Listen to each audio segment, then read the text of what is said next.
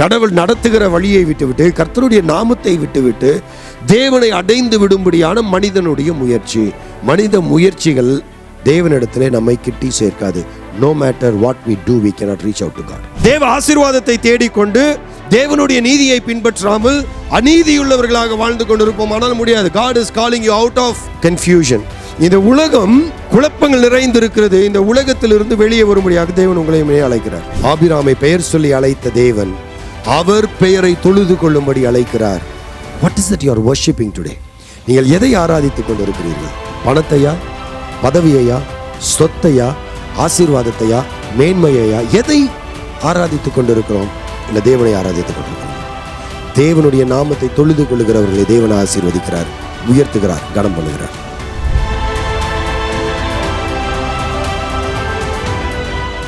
ஆபிரகாமுக்கு தேவன் கொடுத்த அழைப்பு covenantal blessing. He called to a covenantal, உடன்படிக்கையின் ஆசீர்வாதத்திற்கான ஒரு அழைப்பு. தேவன் ஆபிரகாமோடு கூட ஒரு உடன்படிக்கையை ஏற்படுத்தி அந்த உடன்படிக்கையினாலே அவனை ஆசீர்வதிக்கும்படியாக தேவன் அவரை அழைத்தார். உடன்படிக்கையின் ஆசீர்வாதத்திற்கான அழைப்பு. அதை தான் இந்த நாளிலே உங்களோடு கூட நான் பகிர்ந்து கொள்ள போகிறேன். ஆபிரகாமை அழைத்த தேவன் இந்த பகுதியில் வாசிக்கிறோம். அப்போ அவங்க எங்கே இருந்தாங்க அப்படின்னா 11ஆம் அதிகாரத்தில் நீங்கள் முந்தின வசனங்கள் 2 வசனங்களை வாசிச்சிங்கன்னா 11ஆம் அதிகாரம் 31-32 வாசிச்சிங்கன்னா, தேராகு தன் குமாரனாகிய ஆபிரகாமையும் ஆரானுடைய குமாரனாகிய தன் பேரனுமாயிருந்த லோத்தையும் தன் குமாரன் ஆபிரகாமுடைய மனைவியாகிய தன் மருமகள் சாராயையும் அழைத்து கொண்டு அவர்களுடனே ஊர் என்கிற கல்தேயருடைய பட்டணத்தை விட்டு கானான் தேசத்துக்கு போக புறப்பட்டான். அவர்கள் ஆரான் மட்டும் வந்தபோது அங்கே இருந்து விட்டார்கள். தேராகுடைய ஆயுசு நாட்கள் 205 வருஷம். தேராகு ஆரானிலே மரித்தான். கானான் தேசத்தை நோக்கின ஒரு பயணத்தை ஒரு குடும்பம் மேற்கொள்கிறது. ஆபிரகாம் இல்லை, ஆபிரகாமுடைய அப்பா. தேராகு தன்னுடைய மகன் மருமகளோட இன்னொரு அண்ணன் செட்டில் ஆயிடுறான். சரிங்களா? அப்போ இவன் என்ன செய்யறான்? தன்னுடைய மகன் மருமகன், அது மாத்திரம் இல்லை, ஒரு மகன் மடிந்து போயிடான், இறந்துடுறான். அவனுடைய மகனாகிய இவருடைய பேரன், தேராகுடைய பேரனாகிய லோத்தையும் அழைத்து கொண்டு வர்றாங்க. கானான் தேசத்துக்கு வர்றாங்க. வந்தவங்க கரெக்டுங்களா? ஊரில் இருந்து கிளம்பி, ஊருன்னா ஊரில் இருந்து இல்லை, ஊருன்றது ஊர் பேர்.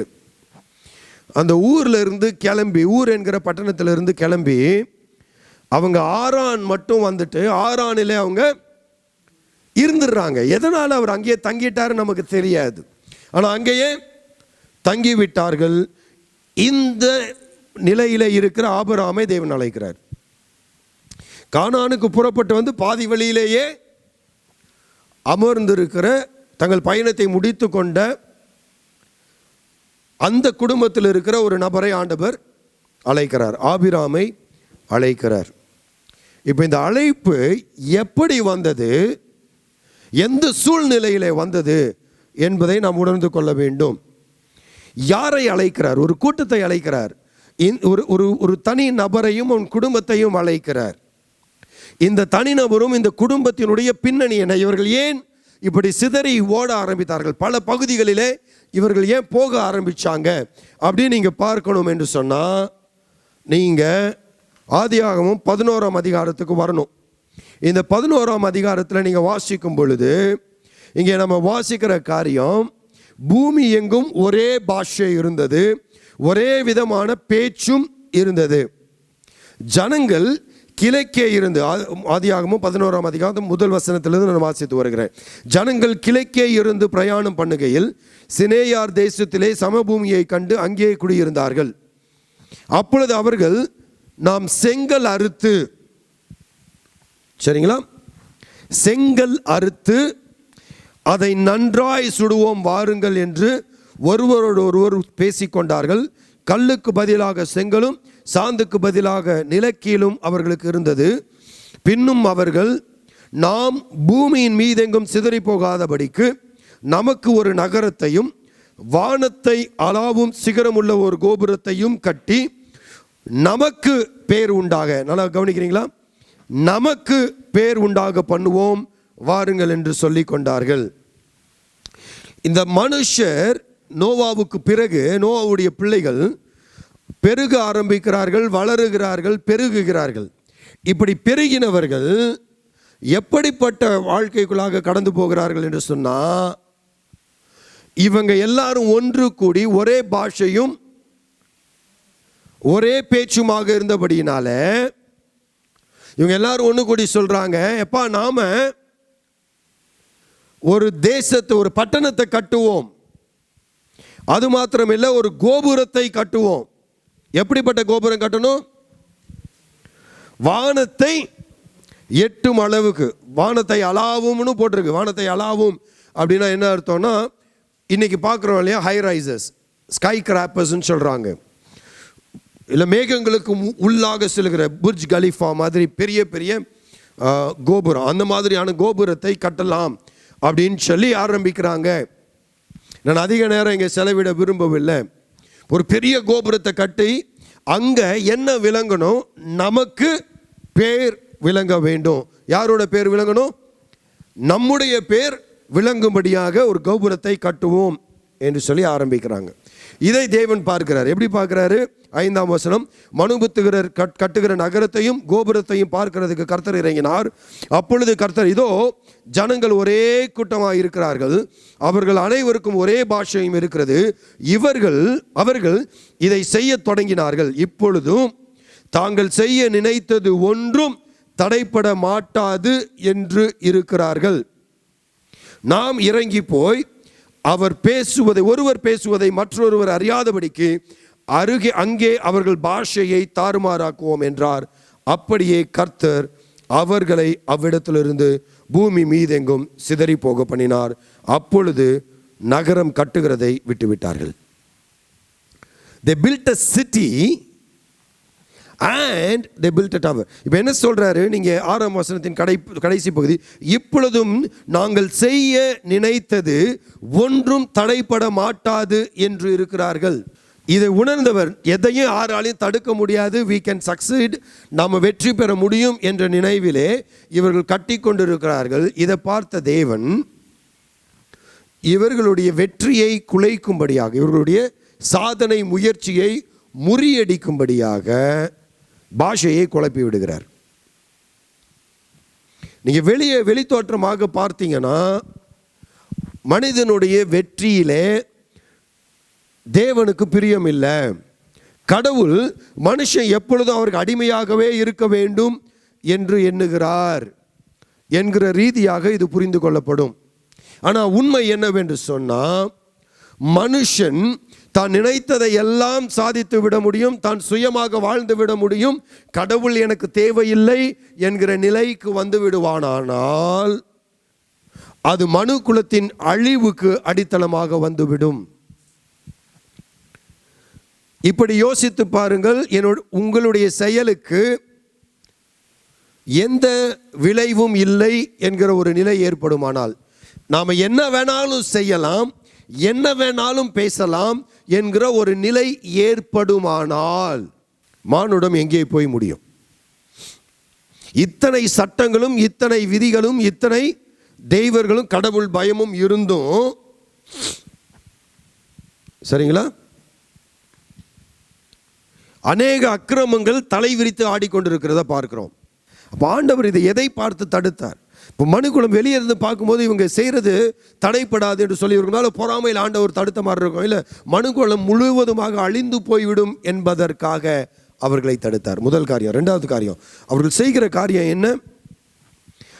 நமக்கு பேர் உண்டாக பண்ணுவோம் என்று அவர்கள் செய்தார்கள். படைத்தவர்களை மறந்து, படைத்த தேவனை மறந்து இவர்கள் தேவர்களாக ஆகும்படியாக முயற்சி எடுத்தாங்க. ஒருவேளை நான் சொல்றதுல உங்களுக்கு எந்த அளவு நம்பிக்கை இருக்குன்னு எனக்கு தெரியல. அநேக கோபுரங்களை இப்படியாக கட்டினார்கள். நீங்கள் மத்திய திரைக்கடல் பகுதிகளுக்கு போவீங்களானால் இந்த மாதிரியான டெம்பிள்ஸ் நிறைய இருந்தது ஆதி காலத்தில். ஓகேங்களா? ஜக்குரத் அப்படின்னு சொல்லுவாங்க. ஜக்குரத் அப்படிங்கிறது வானத்தின் வாசல்னு பேர். அதுக்கு என்னது? வானத்தின் வாசல் இந்த கோபுரத்தை, ஒரு கோபுரம் தானே கட்டினாங்க, ஒரு அடையாள சின்னத்தை தானே கட்டினாங்க. இல்லை, அவங்க எப்படிப்பட்டதை கட்டினார்கள்? இந்த கோபுரத்தை, வானலாவிய ஒரு கோபுரத்தை கட்டுவாங்க. அதன் உச்சியில் ஒரு ஆலயத்தை வைப்பார்கள். அந்த உச்சியில் இருக்கிற ஆலயத்திலே பலி செலுத்துவார்கள். யாரை பலி செலுத்துவாங்க? இல்லை, எதை பலி செலுத்துவாங்கன்னா மிருகங்களை பலியாக செலுத்துவார்கள். எஸ், அது மாத்திரம் இல்லை, இவர்கள் சண்டையிட்டு பிடித்து வருகிற அடிமைகளையும் பலியாக செலுத்துவார்கள். சரிங்களா? அங்கே ரத்தம் அப்படியே ஓடும். இவர்கள் என்ன சொல்லுகிறாங்க? நாங்கள் இப்படி செய்வதினாலே கடவுளை அடைந்து விடுவோம். we reach heavens and we become God. தாங்களே தங்களை கடவுளாக எண்ணிக்கொண்டு கடவுளை அடைந்து விடலாம், நாம் அங்கே எட்டி விடலாம் என்கிற கோணத்திலே இவர்கள் கட்டின ஆலயங்கள். சரிங்களா? இது ஒன்றும் இல்லைங்க, இந்த மாதிரி நிறைய இருக்கு. This is called the Larsa temple. லார்சான்ற இடத்துல இருக்கக்கூடிய ஒரு ஆலயம், பெரிய கோபுரம், வானலாவிய கோபுரம். இப்படியாக கட்டப்பட்டது தான் இந்த பாபேல் கோபுரமும் கூட. தேவனை மறுதலித்து, தேவன் இல்லை என்று சொல்லி, தேவனை விட்டுட்டு கடவுளை அடையும்படியாக, கடவுளுடைய வழியை விட்டுவிட்டு, கடவுள் நடத்துகிற வழியை விட்டுவிட்டு, கர்த்தருடைய நாமத்தை விட்டுவிட்டு தேவனை அடைந்து விடும்படியான மனிதனுடைய முயற்சி. மனித முயற்சிகள் தேவனிடத்திலே நம்மை கிட்டி சேர்க்காது. No matter what we do, we cannot reach out to God. நாம் என்ன செய்தாலும் நம் தேவனை சென்றடைய முடியாது.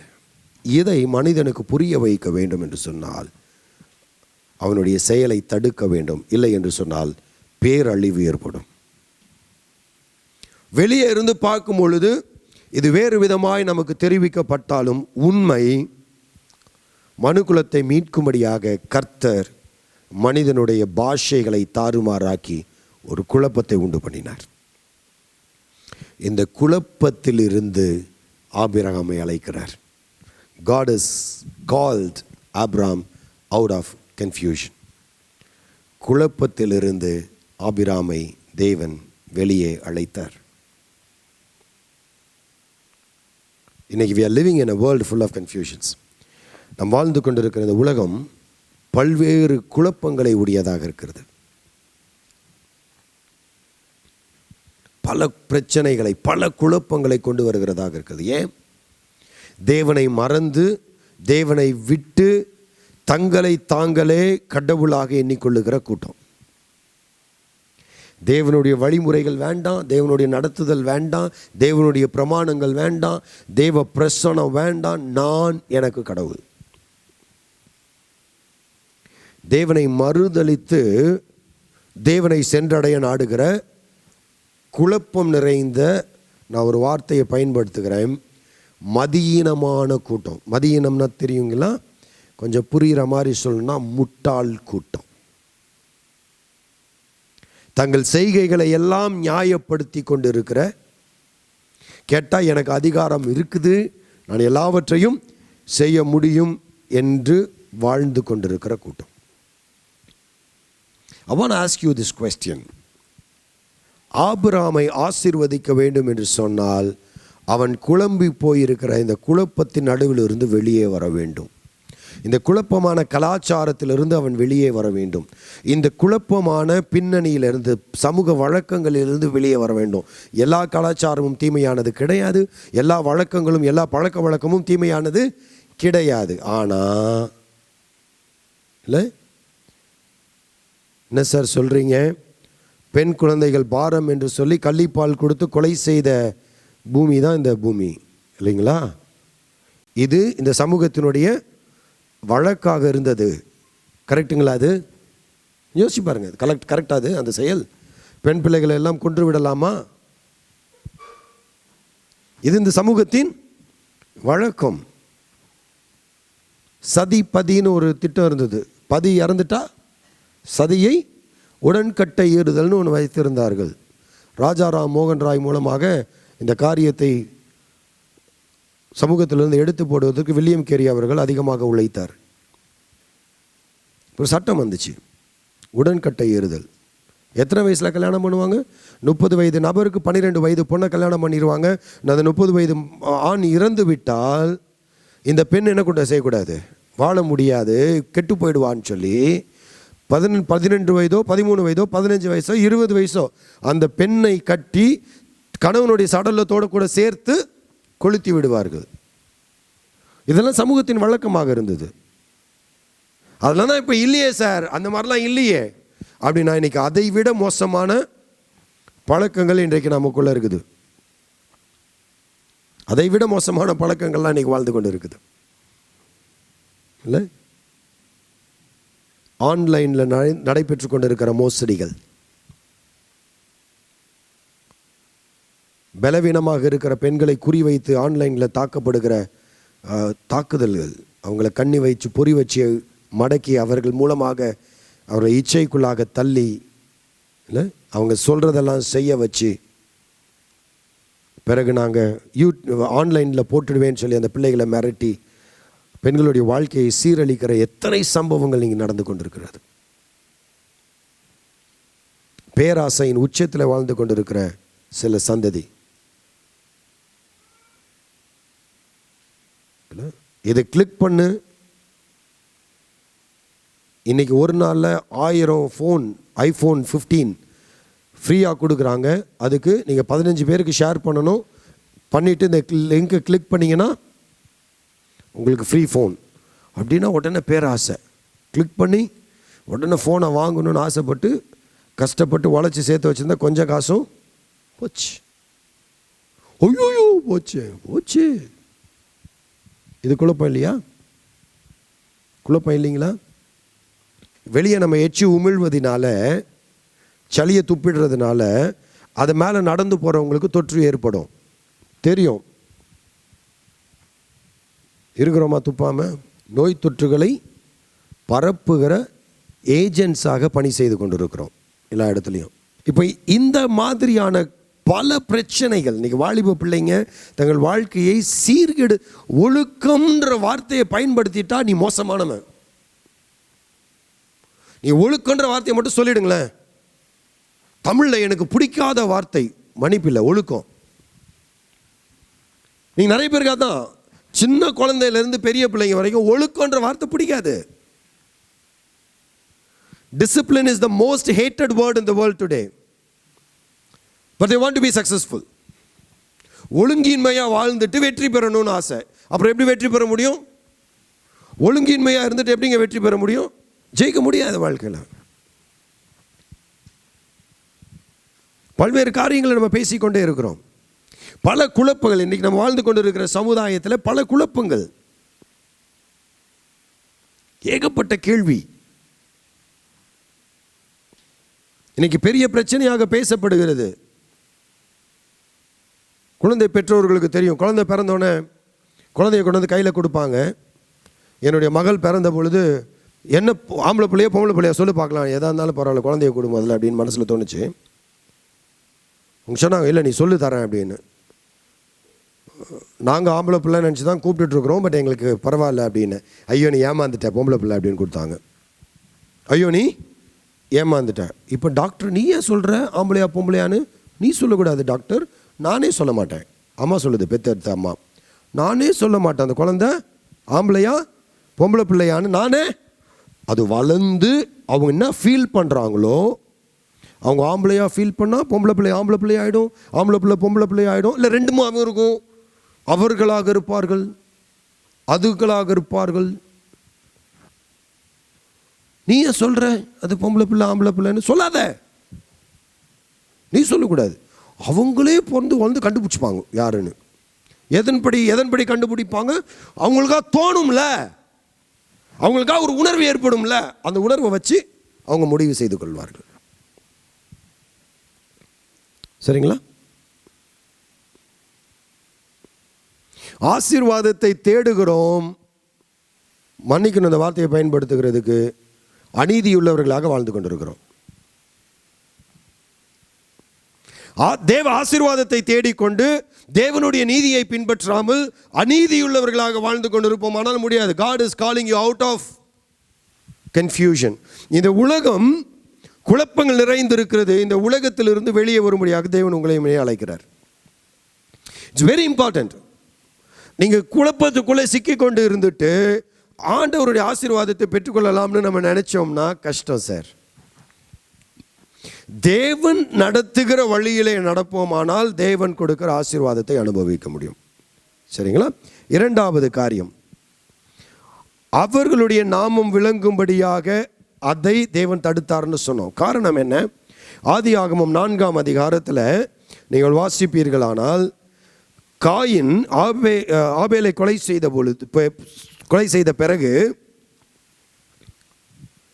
4ஆம் அதிகாரம், ஆதியாகமம் 4ஆம் அதிகாரம் 25ஆம் வசனம் 26ஆம் வசனம், பின்பு ஆதாம் தன் மனைவியை அறிந்தான், அவள் ஒரு குமாரனை பெற்று காயின் கொலை செய்த ஆபேலுக்கு பதிலாக தேவன் எனக்கு வேறொரு புத்திரனை கொடுத்தார் என்று சொல்லி அவனுக்கு சேத் என்று பெயரிட்டால், சேத்துக்கு ஒரு குமாரன் பிறந்தான், அவனுக்கு ஏனோஸ் என்று பெயரிட்டான். அப்பொழுது மனுஷர் கர்த்தருடைய நாமத்தை தொழுது கொள்ள ஆரம்பித்தார்கள். பீப்புள், நீங்கள் ஆங்கிலத்தில் வாசிச்சிங்கன்னா, people started calling upon the name of God. தேவனை தொழுது கொள்ள ஆரம்பித்தார்கள். தேவன் பட்சமாய் திரும்பினார்கள். காயினுடைய சந்ததி, காயினுடைய மார்க்கத்தவர்கள் தேவனுக்கு எதிர்த்து தங்கள் இருதயத்தை கடினப்படுத்தி தேவன் தடை செய்த பொழுதும், தேவன் அவர்களை எச்சரித்த பொழுதும், தேவன் அவனுக்கு சுட்டி காண்பித்த பொழுது, எப்பா போகாத, நன்மை செய்தால் உனக்கு மேன்மை இல்லையோ, பாவம் உன் வாசற்படியில் படுத்து கொண்டிருக்குது, அதை உன்னை விழுங்கலாம்னு எதிர்பார்த்து காத்து கொண்டிருக்கிறது, ஆனால் நீ நன்மை செய்வாயானால் அது உனக்கு மேன்மையாக இருக்கும் என்று தேவன் அவனை எச்சரித்த பொழுதும் தேவனுடைய எச்சரிப்பை எல்லாம் புறம்பே தள்ளிவிட்டு தன்னுடைய சகோதரனை கொலை செய்து,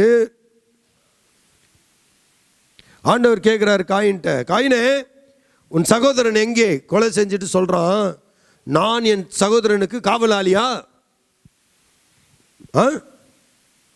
அவனுக்கு காவலாளியா? நான் என்கிட்ட வந்து கேட்குற. அடுத்த வார்த்தை சொல்றாரு, உன் சகோதரனுடைய இரத்தத்தின் சத்தம் பூமியிலிருந்து என்னை நோக்கி கூப்பிடுகிறது. கொலை செய்துட்டு சொல்றான், நான் என் சகோதரனுக்கு காவலாளியா? இன்னைக்கு ஒருவேளை மாம்ச ரீதியாக நாம் கொலை செய்வது கிடையாது.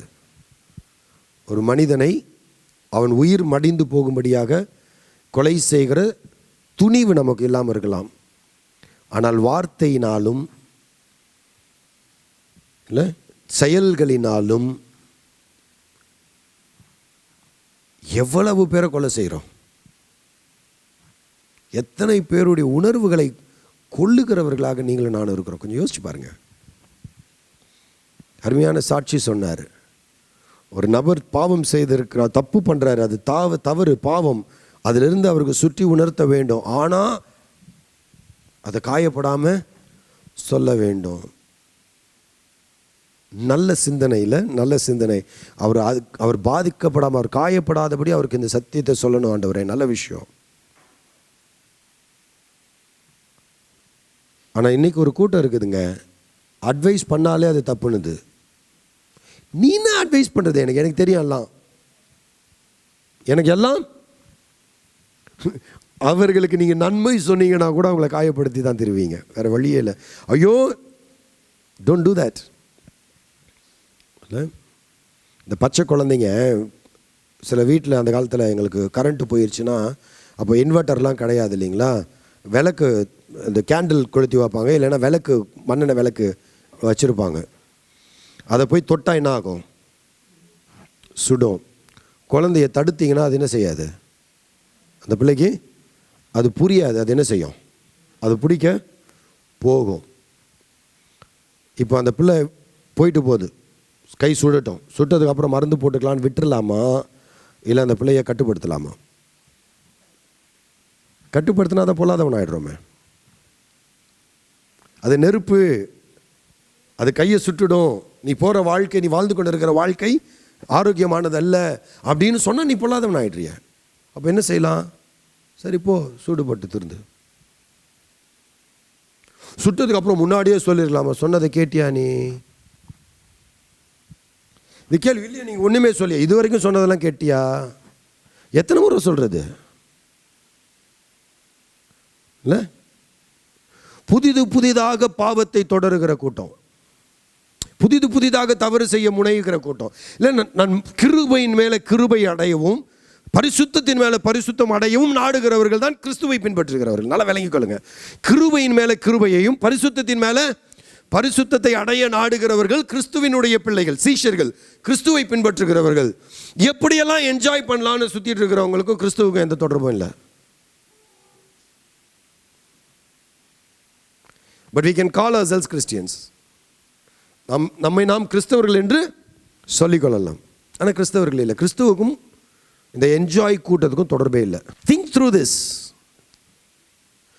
காயின் கொலை செய்து இன்றைக்கு காயினுடைய தலைமுறை இருக்குது. ஆனால் தேவனை தேடுகிற சந்ததி இல்லை. அந்த தேவனை தேடுகிற சந்ததியை தேவன் தேடும் பொழுது ஏனோஸ் பிறந்தான்.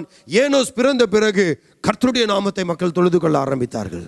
அப்படியே இவ்வளத்தையும் பேசின பிறகு அருமையான காரியங்கள் எல்லாம் அழகாக வாசிச்சுட்டு 5ஆம் அதிகாரம் முழுவதுமாக பல சந்ததிகளை வாசித்து அப்படியே வந்தீங்கன்னா 6ஆம் அதிகாரம் எல்லா சந்ததியும் சொன்ன பிறகு 6ஆம் அதிகாரம் 5ஆம் வசனம் சொல்லுது, மனுஷனுடைய அக்கிரமம் பூமியிலே பெருகினது என்றும் அவன் இருதயத்தின் நினைவுகளின் தோற்றம் எல்லாம், அப்படி பல மடங்கு போடுறாரு. இருதயத்து நினைவுகளின், இருதயத்தில் தோன்றுகிற நினைவுகளின் தோற்றம் அவங்க செய்யறது இல்லை. இருதயத்தின் நினைவுகளுடைய தோற்றம் நித்தமும் பொல்லாததே என்றும் கர்த்தர் கண்டு. கர்த்தரை தேடுகிற மனநிலை உடைந்து போய் பூர்வ கால பாவத்தை தேடி அலைகிற ஒரு கூட்டத்தை பார்க்கிறோம். கர்த்தரை தொழுது கொண்ட அந்த சந்ததி இன்னைக்கு இல்லை. கர்த்தரை தேடுகிறவர்கள் இல்லை. கர்த்தர் இந்த கூட்டத்தின் மேலே ஒரு பெரிய ஜல பிரளயத்தை உண்டு பண்ணினார். ஜல பிரளயத்திலிருந்து நோவாவையும் அவன் குடும்பத்தாரையும் காத்தார். ஜல பிரளயத்தில் மற்றவர்கள் எல்லாம் மடிந்து போனார்கள். நோவாவும் அவனுடைய குடும்பத்தாரும் காக்கப்பட்டார்கள். காக்கப்பட்ட பிறகு ஆதியாகமம் 8ஆம் அதிகாரம் 21ஆம் வசனம், சுகந்த வாசனையை கர்த்தர் முகர்ந்தார். அப்பொழுது கர்த்தர், இனி நான் மனுஷன் நிமித்தம் பூமியை சபிப்பதில்லை. மனுஷனுடைய இருதயத்தின் நினைவுகள் அவன் சிறு வயது தொடங்கி பொல்லாததாயிருக்கிறது. நான் இப்பொழுது செய்தது போல இனி சகல ஜீவன்களையும் சங்கரிப்பதில்லை. வெளியே வந்துட்டாங்க பேழையில் இருந்து. உன்னை நான் ஆசீர்வதிக்கிறேன்னு சொல்லிட்டாரு. உன்னை பெருக பண்ணுவேன்னு சொல்லி ஆசீர்வதித்து அனுப்புகிறாரு. ஆனால் அவர் உணர்ந்து அனுப்புகிறாரு. அவர்களுடைய அந்த வாசனையை அவர்கள் பலி செலுத்துகிறானோ அவனுடைய குடும்பத்தாரும் பலி செலுத்துகிறாங்க. அந்த வாசனையை நுகர்ந்த பிறகு ஆண்டவர் சொல்கிறாரு, மனுஷனுடைய இருதயத்தின் நினைவுகள் அவன் சிறு வயது தொடங்கி பொல்லாததாக இருக்கிறது.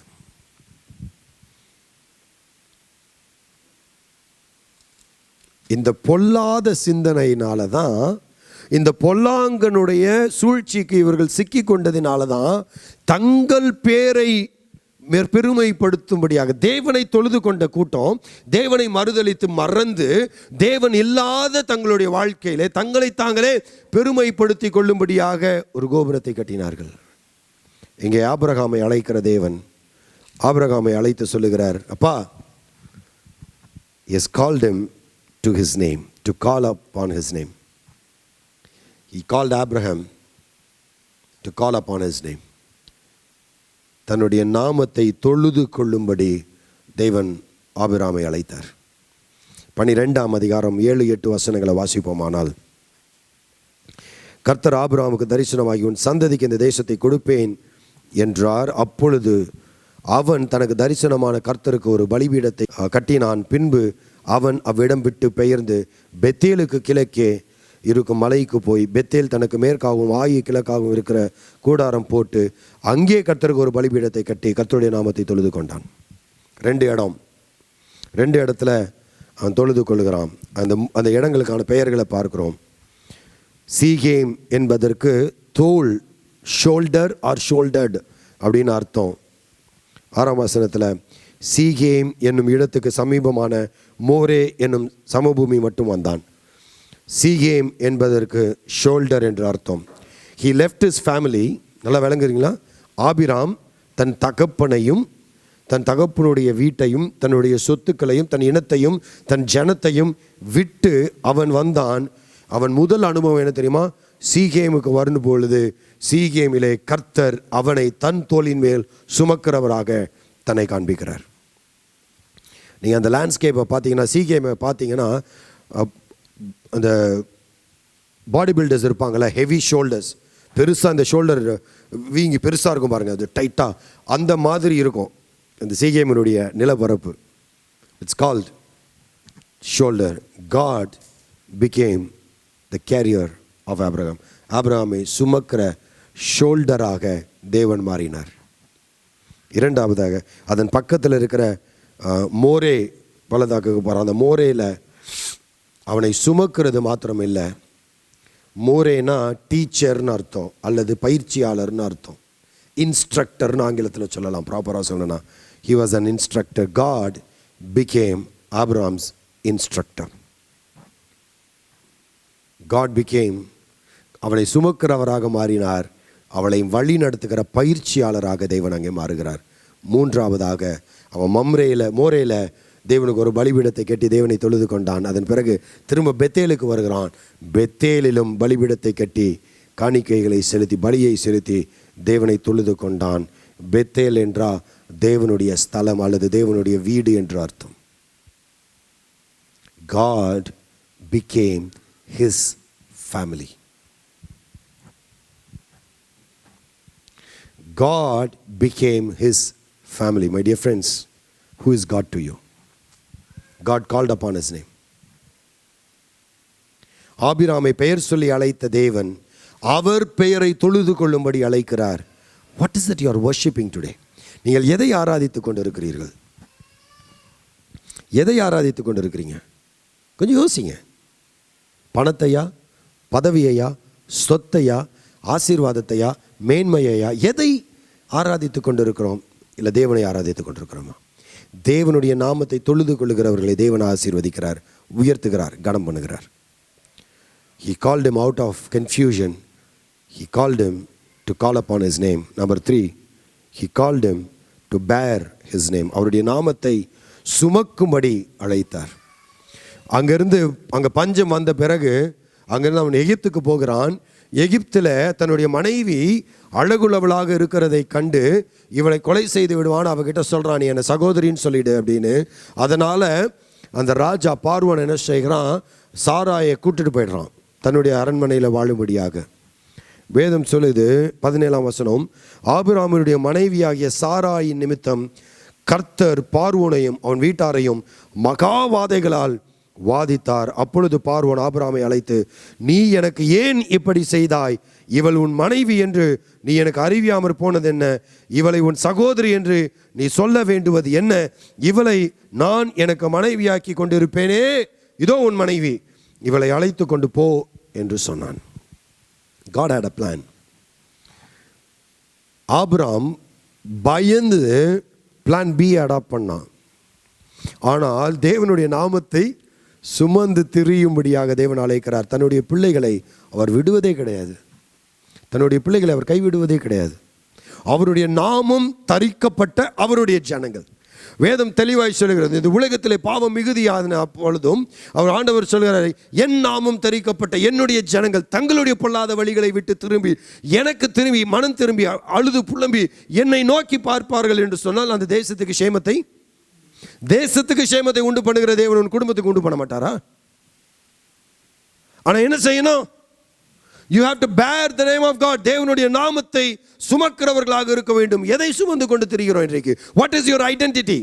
நீங்கள் எது உங்கள் அடையாளமாக இருக்கிறது? ஆபிராமுக்கு யெகோவா தேவனுடைய நாமம் அடையாளமாக இருந்தது. தேவன் அவன் அடையாளமாக இருந்தார்.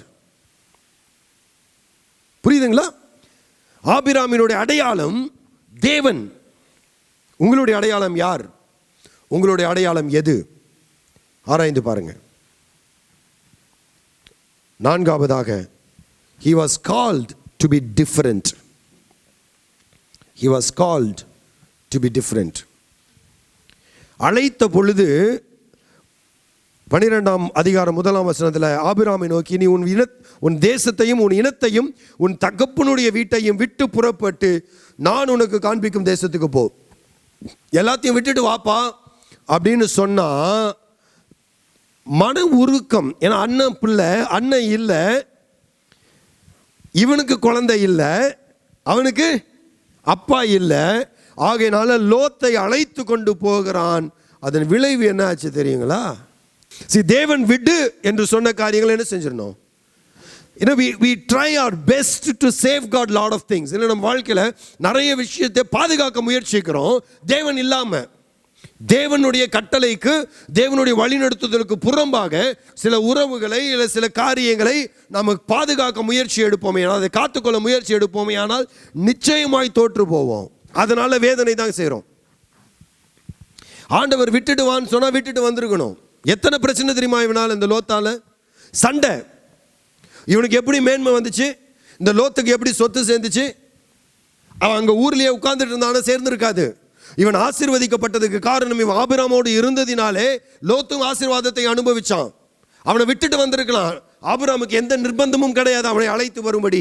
ஆனால் அவன் மேலே கொண்ட அன்பினாலே லோத்தை சேர்த்து கொண்டான், அணைத்து கொண்டான், வழி நடத்தினான், ஆசீர்வாதத்தில் பங்கு கொடுத்தான். எல்லாவற்றையும் பெற்றுக்கொண்ட நன்றி கெட்டவன், ஆபிராம் மூலமாக ஆசீர்வாதத்தை கண்ட நன்றி கெட்டவன் ஆபிராமுக்கு விரோதமாக முறுமுறுகிறான். விளங்குதுங்களா? the same people that you are trying to save will turn against you.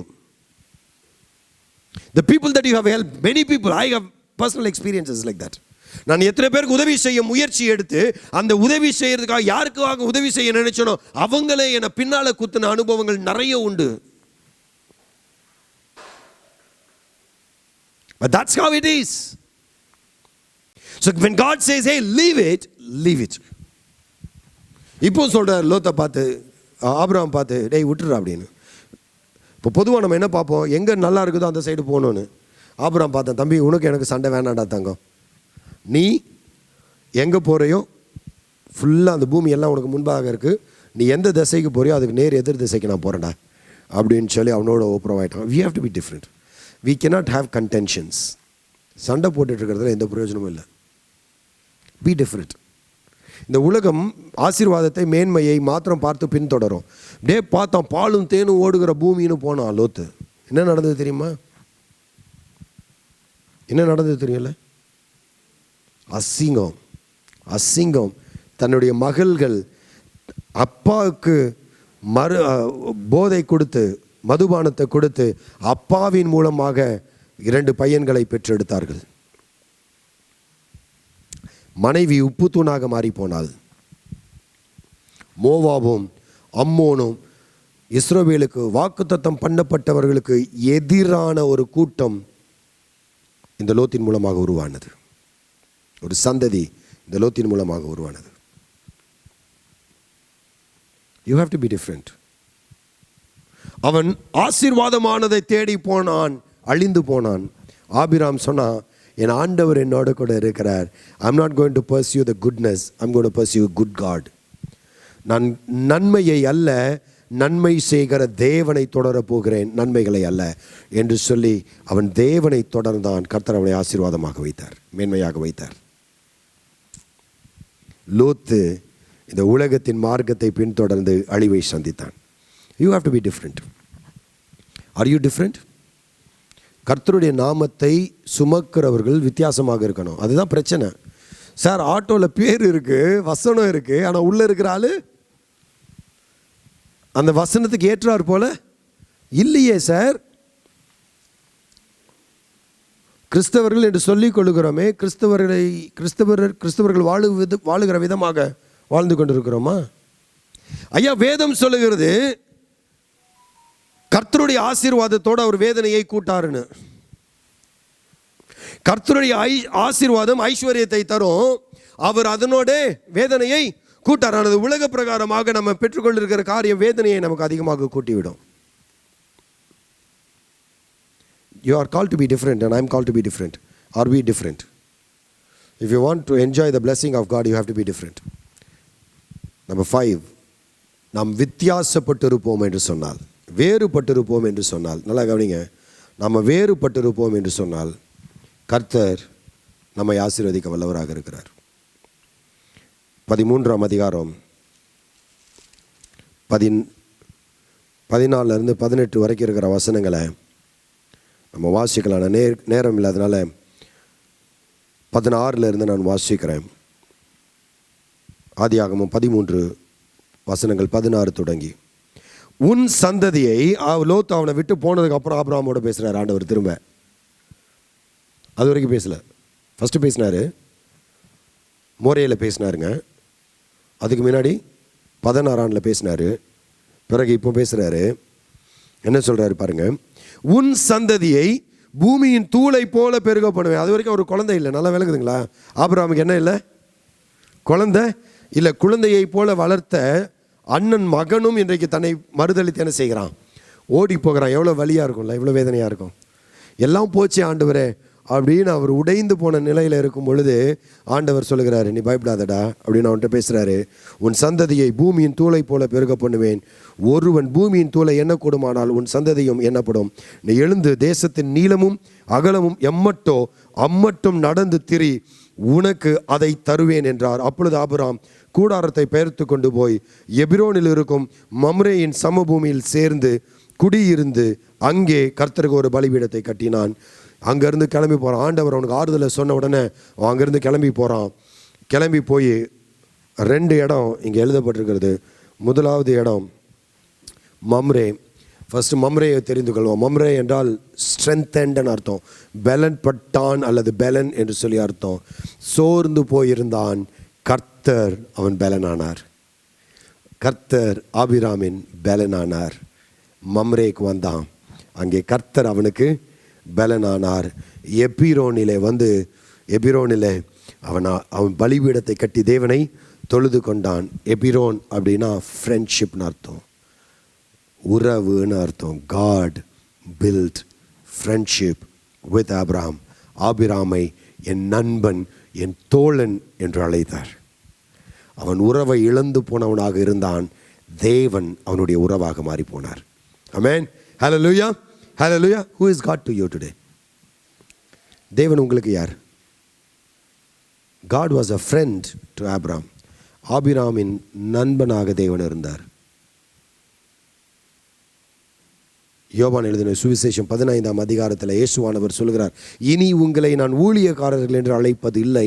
என ஊழியக்காரனுக்கு தன் எஜமான் செய்ய இருக்கிற எல்லா காரியமும் தெரியாது. நான் உங்களை என் நண்பர்கள் என்று அழைப்பேன். பிகாஸ் நான் என்னுடைய இருதயத்தை எல்லாவற்றையும் நான் உங்களுக்கு விளக்கி சொல்லிவிட்டேன். யூ ஆர் மை ஃப்ரெண்ட்ஸ் என்று சொன்னார். கிறிஸ்து இயேசு உடைக்கப்பட்ட நம்முடைய வாழ்க்கையில் தேவனுக்கும் நமக்கும் இருந்த அந்த விரிசலை உடைத்து, அந்த பிளவை உடைத்து, அந்த இடைவேளையை உடைத்து கல்வாரி சிலுவையினாலே அவருக்கு சொந்த ஜனமாய் மாறும்படி கர்த்தர் கிறிஸ்து இயேசுவினாலே நமக்கு உதவி செய்தார். தூரமாய் இருந்த ஆபிராமை, விக்கிரகங்களை வணங்கி கொண்டிருந்த ஆபிராமை, விக்கிரக வழிபாட்டிலும் இல்லை பாவத்திலும் வாழ்ந்து கொண்டிருந்த ஆபிராமை தேவன் அழைக்கிறார். 5 காரியம் பார்த்தோம். He called him out of confusion. குழப்பத்திலிருந்து தேவன் அவரை அழைத்தார். குழப்பத்தில் வாழ்ந்து கொண்டு இருக்கிறீங்களா? கர்த்தர் உங்களை அழைக்கிறார். வெளியே வா, என்னை நம்பி வா, நான் உன்னை ஆசீர்வதிப்பேன். அவனுடைய நாமத்தை தொழுது கொள்ளும்படியாக அழைக்கிறார். நீங்கள் எதை ஆராதிக்கிறீர்கள்? கர்த்தர் அவனை ஆசீர்வதிப்பேன் என்று அழைத்தார் என்று சொல்லும்போது சொல்கிறார், என் நாமத்தை தொழுது கொள்ளும்படியாக ஆபிராமை அழைத்தார். 3வதாக அவருடைய நாமத்தை சுமக்கும்படியாக, அவருடைய அடையாளமாக, அவருடைய சாட்சியாக வாழும்படி தேவன் அழைத்தார். He called him to be different. வித்தியாசப்படும்படியாக, இந்த உலகத்திற்கு ஒத்த வேஷம் தெரியாமல் வேறுபட்டு இருக்கும்படியாக கர்த்தர் ஆபிராமை அழைத்தார். அப்படி அழைத்தவனை அவர் வாக்கு சொல்லுகிறார், நான் உன்னை ஆசீர்வதித்து வானத்தின் மணல் போல, இந்த தூசியை போல நான் உன்னை பெருக பண்ணுவேன். பூமியின் தூளை போல உன்னை பெருக பண்ணுவேன். I'm going to bless you. I'm going to bless you. God calls you to blessing. ஆசீர்வதிக்கும்படியாக தேவன் உங்களை என்னை அழைக்கிறார். அழைப்பை அனுபவிக்க ஆயத்தமாக இருக்கிறீங்களா? The only way அவருடைய அழைப்பின் ஆசீர்வாதத்தை பெற்றுக்கொள்ள வேண்டும் என்று சொன்னால் அவருடைய வழியிலே நடக்க வேண்டும். அவருடைய வழியிலே நடக்க வேண்டும். தேவனை மறுதலித்த கூட்டத்தை போலிராதபடி தேவனுக்கு ஒப்பு கொடுத்து அவருடைய அழைப்புக்கு கீழ்ப்படுகிறவர்களாக இருப்பீர்களானால் கர்த்தர் உங்களையும் என்னையும் அணைந்து கொள்வார். ஆசீர்வாதத்தை தேடுகிற ஜனமே, தேவ அழைப்புக்கு ஒப்பு கொடுக்க ஆயத்தமாக இருக்கிறீங்களா? அழைப்புக்கு இணங்குகிறவர்களை ஆசீர்வதிக்கிற தேவன்.